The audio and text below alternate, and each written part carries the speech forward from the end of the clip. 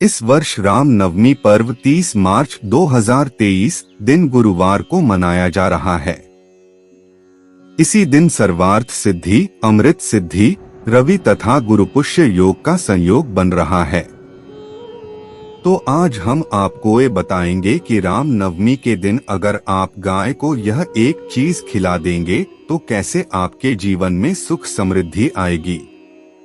सनातन धर्म में मनुष्य की परेशानी को लेकर कई तरह के उपाय शास्त्रों में बताए गए हैं, जिनको अपनाकर मनुष्य बहुत हद तक लाभ पा सकता है। इसी तरह गाय को हिंदू धर्म में माता का दर्जा प्राप्त है। मान्यता के अनुसार गाय के शरीर में 33 कोटि देवी देवता का वास होता है। हिंदू धर्म में गाय को माता का दर्जा दिया गया है।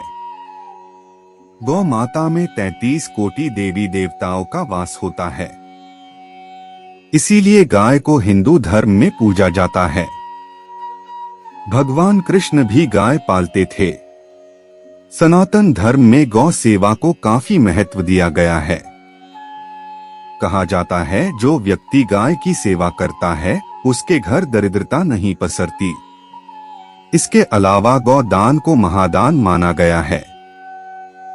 नवग्रहों की शांति के संदर्भ में गाय की विशेष भूमिका होती है। कहा तो यह भी जाता है कि गोदान से ही सभी अनिष्ट कट जाते हैं। शनि की दशा, अंतर्दशा और 7.5 के समय काली गाय का दान मनुष्य को कष्ट मुक्त कर देता है।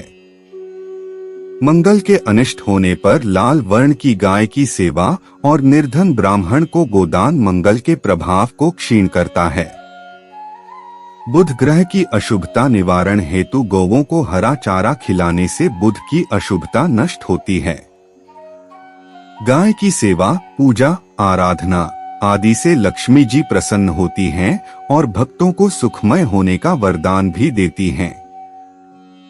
गाय की सेवा मानसिक शांति प्रदान करती है, यानी इतना अधिक पुण्य मिलता है कि उस कुल में जन्म लेने वाली पीढ़ियां संसार के सभी सुख भोगती हैं। वहीं माना यह भी जाता है कि यदि कोई गाय को रोटी के साथ गुड़ भी खिलाया जाए तो बड़ा पुण्य लाभ मिलता है। लेकिन इस बात का ध्यान रखना चाहिए कि गाय को गुड़ तभी खिलाएं जब यह बैठी हो। वहीं वीरवार को जब भी गाय को रोटी खिलाएं तो उसमें थोड़ी सी हल्दी मिलाना चाहिए, क्योंकि मान्यता है कि इस तरीके से रोटी खिलाने पर बहुत ही पुण्य लाभ होता है। साथ ही मनुष्य के जीवन की लौकिक और अलौकिक दोनों ही फलों की प्राप्ति हो जाती है। आज भी भारतीय समाज में गाय को गौ माता कहा जाता है।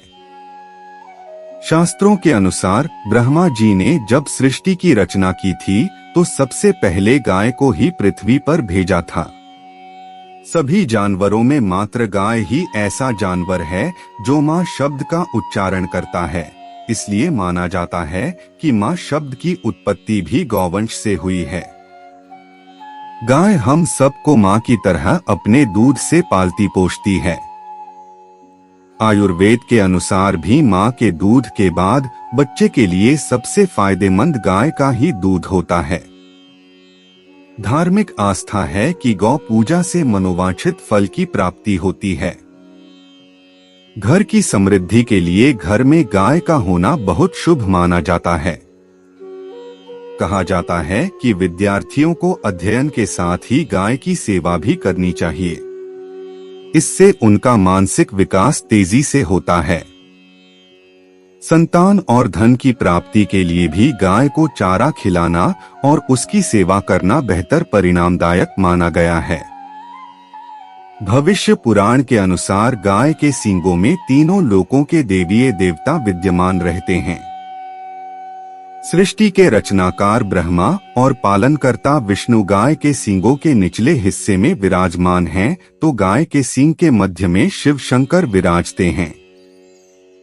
गौ के ललाट में मां गौरी तथा नासिका भाग में भगवान कार्तिकेय विराजमान हैं। धार्मिक आस्था है कि गाय अपनी सेवा करने वाले व्यक्ति के सारे पाप अपनी सांस के जरिए खींच लेती है। गाय जहाँ पर बैठती है वहाँ के वातावरण को शुद्ध करके सकारात्मकता से भर देती है। ऐसा शायद इसलिए कहा जाता है क्योंकि गाय जहाँ भी बैठती है वहाँ पूरी निर्भीकता से बैठती है। कहा जाता है कि अपनी बैठी हुई जगह के सारे पापों को अपने अंदर समाकर उस जगह को शुद्ध कर देने की क्षमता होती है गाय में। गाय को रोटी के साथ गुड़ खिलाने से जरूरी काम पूरे हो जाते हैं। इतना ही नहीं, आपके कई बिगड़े हुए काम भी बन जाते हैं। इस बात का हमेशा खास ध्यान रखें कि गाय को कभी भी सूखी और बासी रोटी नहीं खिलानी चाहिए। दरवाजे पर आने वाली गाय को कभी भी भूखे पेट न जाने दें। दरवाजे पर आने वाली भूखी गाय को रोटी खिलाने से आपके कई कष्ट क्लेश दूर हो जाते हैं। यदि आपके घर में हमेशा अशांति को लड़ाई झगड़ा रहता है तो दोपहर के समय बनने वाली पहली रोटी गाय को खिलाएं। कोशिश करें कि दोपहर में खाना खाने से पहले गाय को रोटी खिलाएं। ऐसा करने से आपके घर में शांति का वास होगा और खुशियां लौट आएंगी।